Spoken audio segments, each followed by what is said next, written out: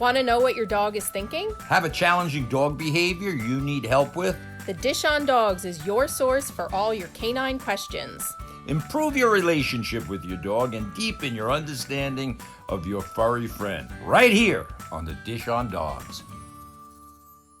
Welcome everyone. Welcome to another informative and in this case exciting episode of the Dish on Dogs. I'm your host Mike Gould, affectionately known as the mayor of Houndstown, USA, home to the happiest dogs on earth.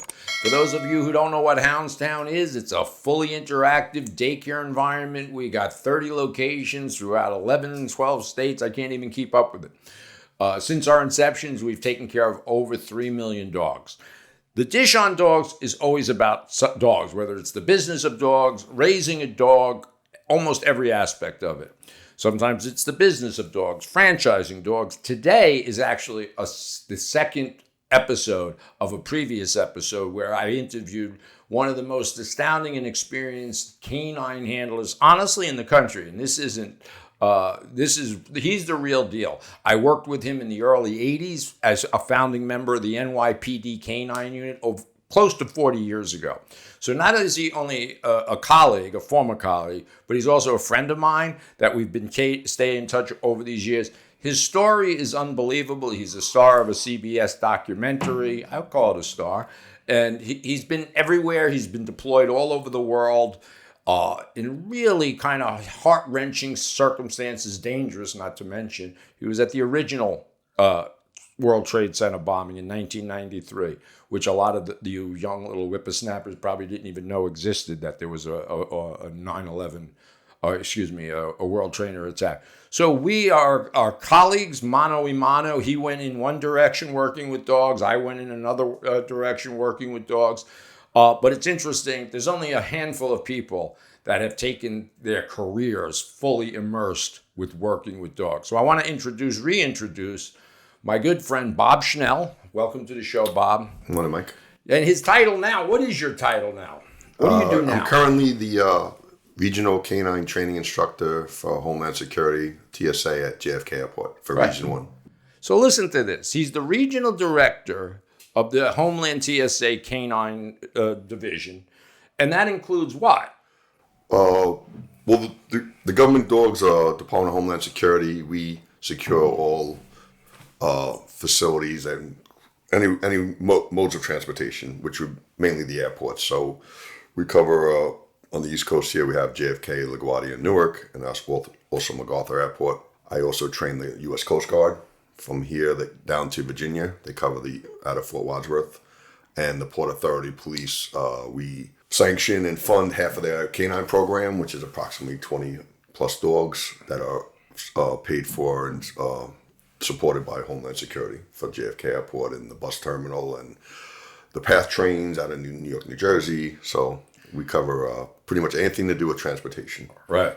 So in the last episode, I'm trying to follow your career, but I mean, it would really take hours to do it because it's so expansive and so interesting to me, you know, as a person that really understands dogs, the canines, and their real significant contribution to society. So Bob and I started as founding members of the NYPD canine unit back in the early 80s. We talked about the crime in New York City and how the dogs were impacted crime, reduced crime.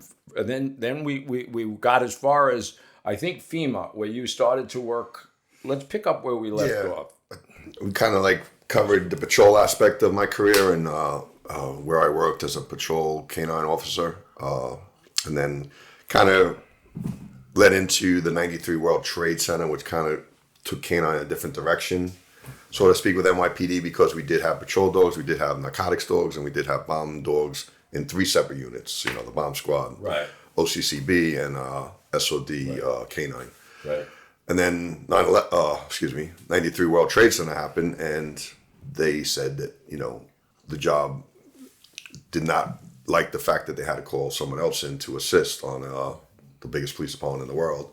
So we got involved with the search and rescue aspect of canine, meaning that dogs could find people in a collapsed building in rubble, hopefully alive, and also train dogs for cadaver work, which unfortunately sometimes these things turn into recoveries, and the dogs could find people that have passed on and they're buried in rubble to get them out and get closure to the families, and also missing children that could have been, victim of a homicide, and the dog could find them buried in the woods or up in the, all different aspects of recovery, search and recovery, and right.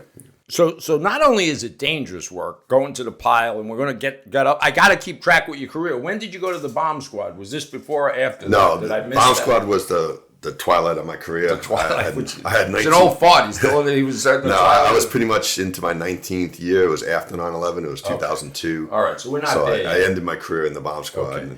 And that's another interesting aspect. So here it is. So this is a person that his life has been involved in this. And not only, as I said, this is not only dangerous work, but it's emotionally traumatizing.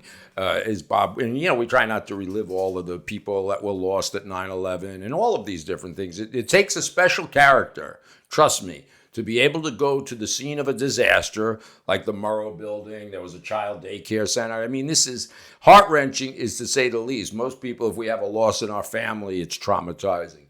When you think of this person's career is in search and rescue, and again, there's good times you find live victims, and then unfortunately you find people that have perished in these disasters.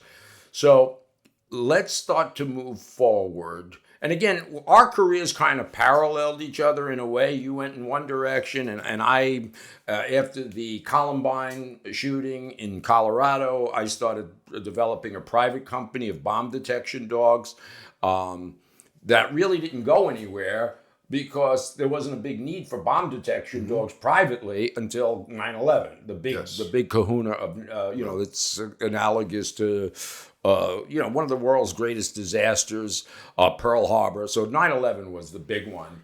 And I think that triggered a lot of the use of canine. That was the big one that absolutely. Infused, probably infused your career, certainly infused my career. From that point forward, bomb dogs were present everywhere, every courthouse, every building, every ship, all over private industry. So I took the private route, and you worked for all of these different agencies. So let's move forward. 9/11.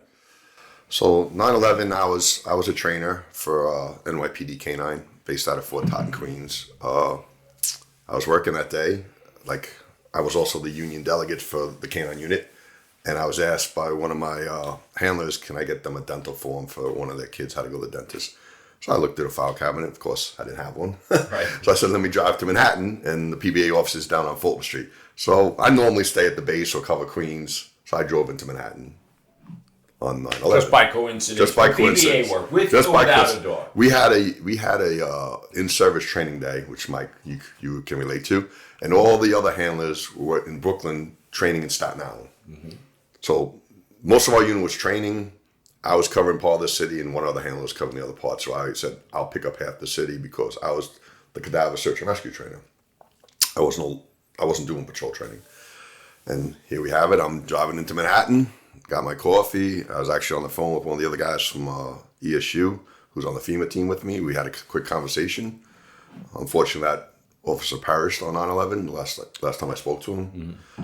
And I got in really fast because I was going into Manhattan. So I was already traveling when the first plane hit, and no one knew. A small plane hit the World Trade Center. No one knew at that point there was a terrorist attack or that it was a commercial airliner. Right. And I was like, all right, let me just start driving fast and put the lights and siren on.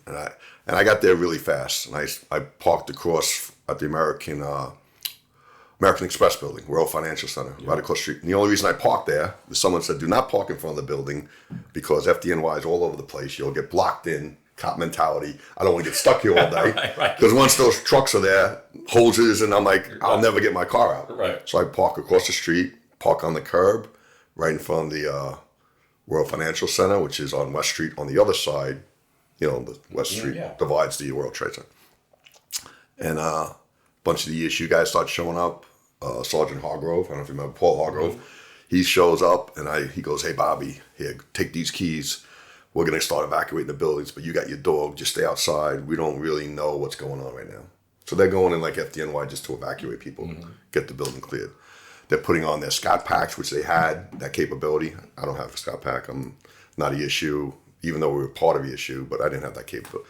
I stand outside and pretty much all hell broke loose.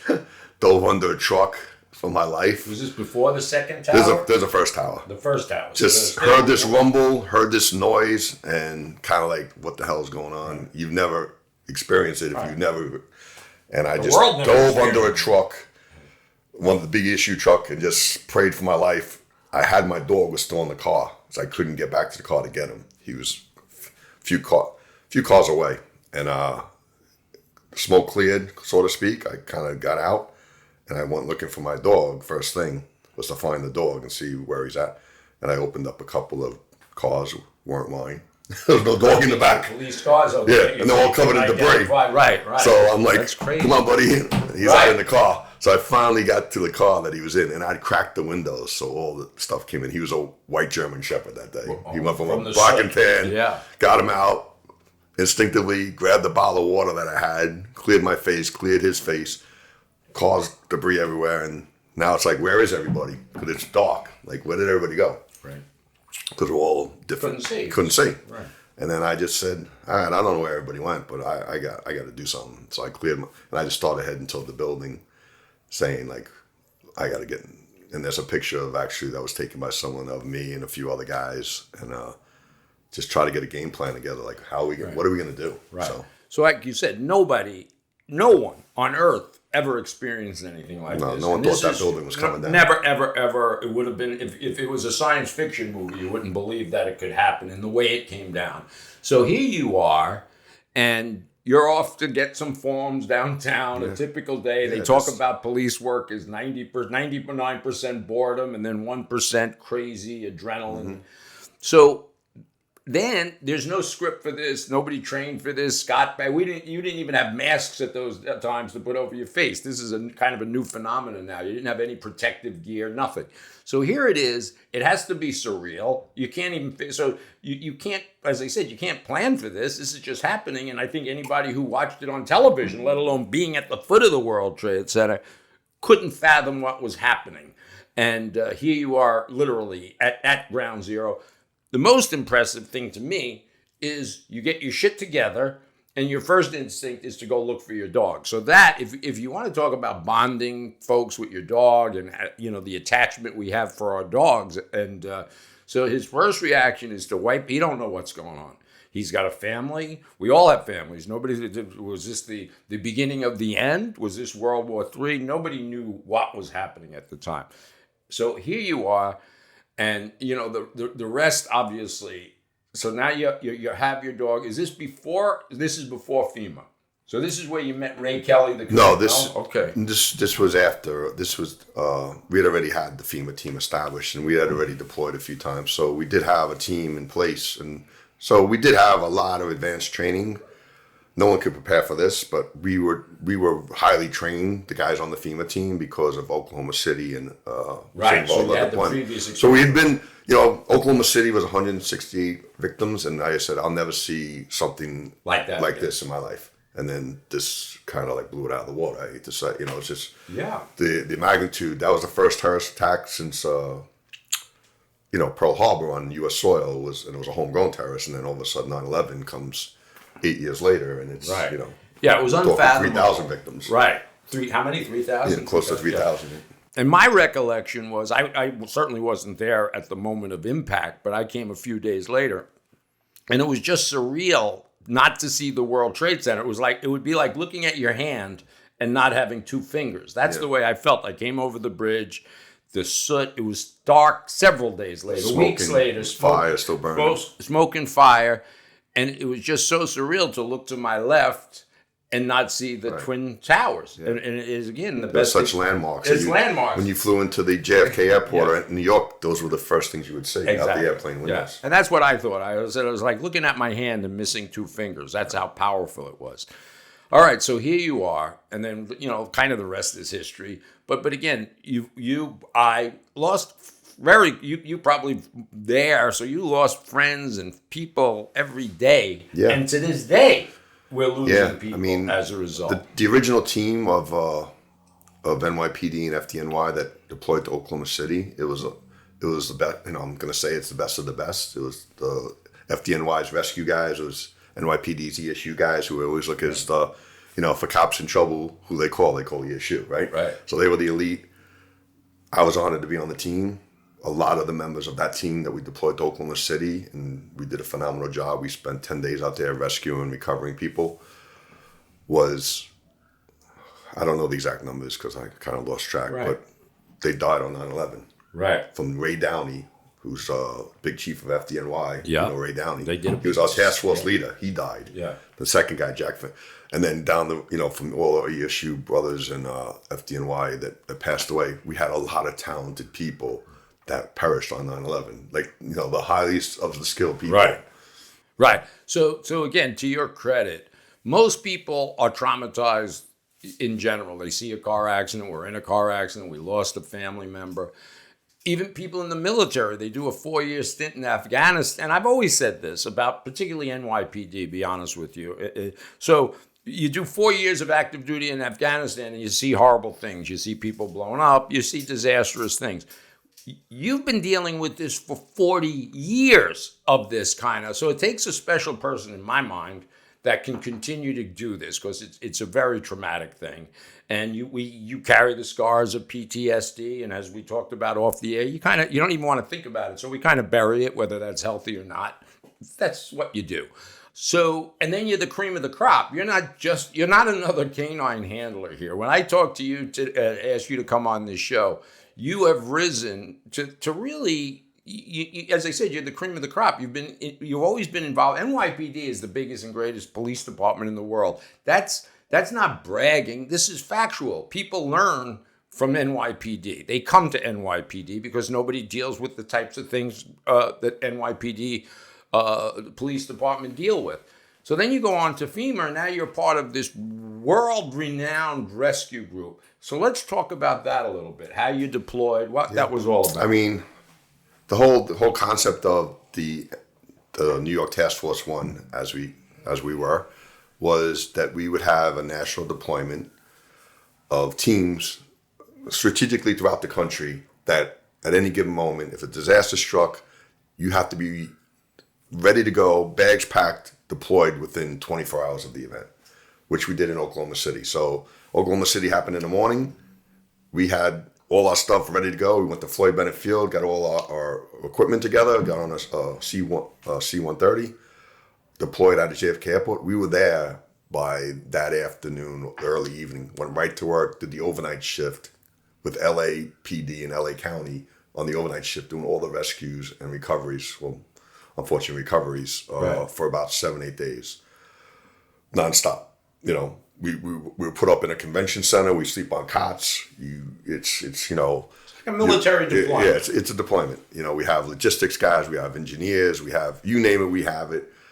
And I remember the Oklahoma City Fire Department coming up to one of the task force leader. I just happened to be close to the conversation. He goes, "Hey, New York's here. These guys got it covered. They're used to this stuff." And we said, "No one's used to this. Nobody's used to it." Right? But they looked at us. I wish you were. They looked at us as the premier you guys see disasters. You see more death and destruction, homicide. Which is true, just not which to this they level. do. But Oklahoma City Fire Department was overwhelmed. Their police department was overwhelmed. They had a high suicide rate, unfortunately, after that because they weren't used to seeing that kind of thing in their backyard. Recovering dead bodies, right? Children, especially when it involves children. Children, that's the one. And a lot of teams were deployed, but we were looked at as like UNLA, West Coast, East Coast. You guys are the best of the best, right? Yeah, absolutely.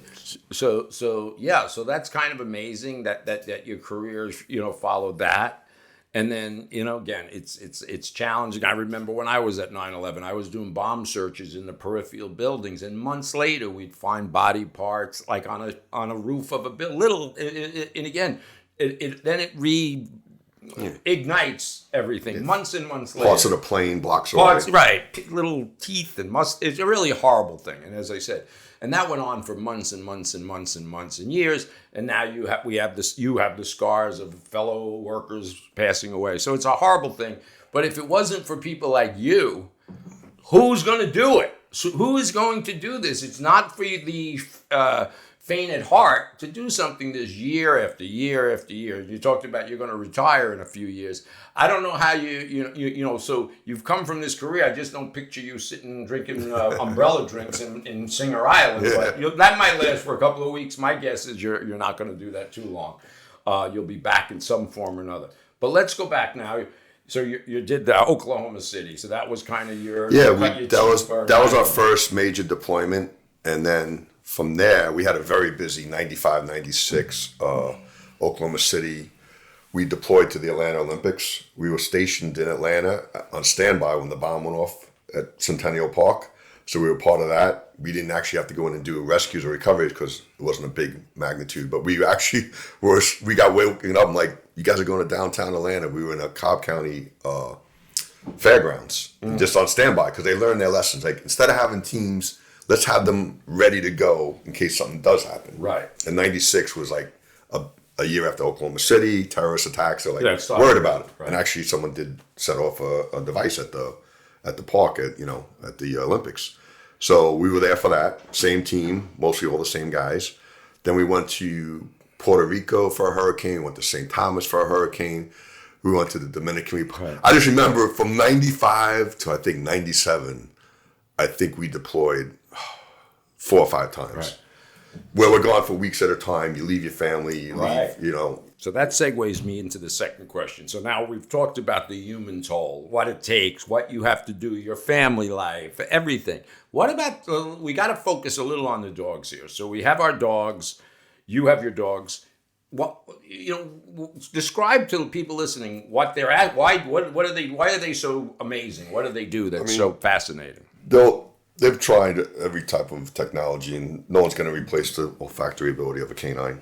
And as much as they can try, it's an animal. It's a living, breathing animal, but its capabilities of what it can do is amazing. Right. So whether it's bomb detection, narcotics detection, scent detection, human detection, whatever, these dogs, and the factor of a dog to search rubble, those dogs would cover the rubble pile and huge part of it, where if we had to do that by hand and dig, and impossible. You wouldn't even see what you had. So the dog's capabilities expedite and make the process faster. Right. So I would always highlight that fact when I was running the K9 unit in Nassau County. I would challenge NASA, anybody. You try to invent something that weighs 50 or 60 pounds, 70 pounds, that's voice activated, that can go out and find what to humans is invisible odors. They can see, as Bobby's saying, they have like almost X-ray vision. They can see beyond walls, under the rubble. Think of all the peripheral odors at a place like Ground Zero. There's food, there's chemicals, there's fuel. Yep. Yet the dogs can go beyond that and find human remains. And that to me is fascinating. What was it like? So that, to me, the most rewarding thing ever was finding something. Something that you were trained to find. The satisfaction of that type of work, the search and rescue, whether you're finding, I did find a missing girl in the Bronx, trying to go off a little bit off on a tangent. A 5-year-old girl, Rachel Ortiz, who was murdered. I found her body up in Hunts Point, and they searched that area numerous times. The dog found her within 15 minutes, buried under a tree. So I gave recovery and, closure to that family. Right. I remember. I testified on a trial against it, and I did a few cases with FBI on different homicides in the city. So as sad as that is, it still gave closure to the family. Yeah. It's still, so as weird as that sounds, closure. But I remember a similar situation. I was looking for the remains of a missing kid in Flushing Meadow. And I was going out with the department was sending me out with psychics that were holding rocks to their heads, and all of the human resources couldn't find what a dog could find. Actually, in this case, was buried in water. But so this is an amazing story. I could do another episode, but the final point I want to make, I want to let you go, Bob Schnelle. So if you Google, what's that CBS documentary they did? They did a 20-year retrospect on 9/11. It would be on CBS Interactive News. And there's also something with the American Kennel Club, AKC Museum, which is in Manhattan right now, that does interviews also about 9/11. And you have the 9/11 Museum and Memorial downtown, Lower Manhattan. Yep. These are really great resources. So follow up. This is the real deal. One of the things I wanted to talk about, as you know, Houndstown, one of the things we pride ourselves in for the last 22 years since we've been doing that is we don't breed discriminate. So one of the things I saw, I don't know whether it was a news article 4 or 5 years ago, And I kind of got pissed off because I saw that the TSA was discriminating against pointy-eared dogs. Pointy-eared dogs meaning shepherds, Malinois, and for the more floppy, cuter versions of dogs. So that's what I thought that was about. I got pissed off. I talked to my friend Bobby Schnelle and put some context into that because that really wasn't it. No, that's not it. It was just, I don't know where that came from, but we use many. I'm the trainer, actually, for canine at JFK Airport. We have a wide variety of breeds. We have Labs, we have Shepherds, we have Belgian Mouse, we have wide-haired GSPs, German Short-Haired Pointers. We had short-haired German Short-Haired Pointers. We had a Golden Retriever once. So we just look for the best quality dog and temperament and olfactory ability. And if they can do the job, we use dogs that are of good size, 60 to 80 pounds. Right. We're not going to have cockers. So it had nothing to do with nothing to do with it. So I got to apologize. Nothing to do transmitting fake news. Jackie knows. When they go and buy dogs, they go to Europe or any breeders in the United States, and they go for the best quality. Right. So that dismisses that because I got a little pissed off. It was a news story, a legitimate news story. And I was like, that's not right. So I got to wrap up. Fake news. Fake news. I'm the master of disseminating fake news. Jackie knows that. So one of the other things I do in my world of dogs is I testify as an expert witness in scent detection cases using canines. And Bobby, over the years, because he's the real expert on cadaver dog training, scent, how long scent lasts, what the capabilities or incapabilities of a dog are. And I get involved in these court cases, whether they're homicides or whatever. And he's always very informally I could call upon him, and he's given me a perspective of again, because I want to stay up to date. What are dogs doing now? What aren't they doing? Can they do this? Can they not do that? So he's my go-to expert on cadaver dogs, scent dogs, search and rescue, of course. So I can't thank you enough. I appreciate you coming, folks. Bobby Schnelle is the real deal. When he retires, and when are you retiring? I don't know. Don't retire. What are you going to do? That Florida overrated drive. You'll be like Todd Mayer and Tom Sullivan driving around in a golf cart. It's like being in prison. I'm going to work at Houndstown. Yeah, he's going to become at Houndstown. He'll be the director of training at Houndstown. But it really is Actually, I've learned more about Bob today than I normally do. You're very rare. Usually you'll go to happy hour and you talk about a lot of other things. The least thing is dogs, at least four-legged dogs. But anyway, that's another story for another episode. Brian's laughing over there. All right, I got to keep out of trouble. This is where I always get myself in trouble. Too much coffee. Bobby Schnelle, Homeland Security Training Director, Region 1. More experience than I could imagine in one person's lifetime. Thanks for tuning in, and look forward to another episode of The Dish on Dogs. Thanks for watching another exciting episode of the Dish on Dogs podcast. You can also watch us on YouTube on the Dish on Dogs podcast. If you're a listener, you can catch us on iTunes, Spotify, and all your other podcast platforms. For more information, click the link in the description. We'll see everybody next time.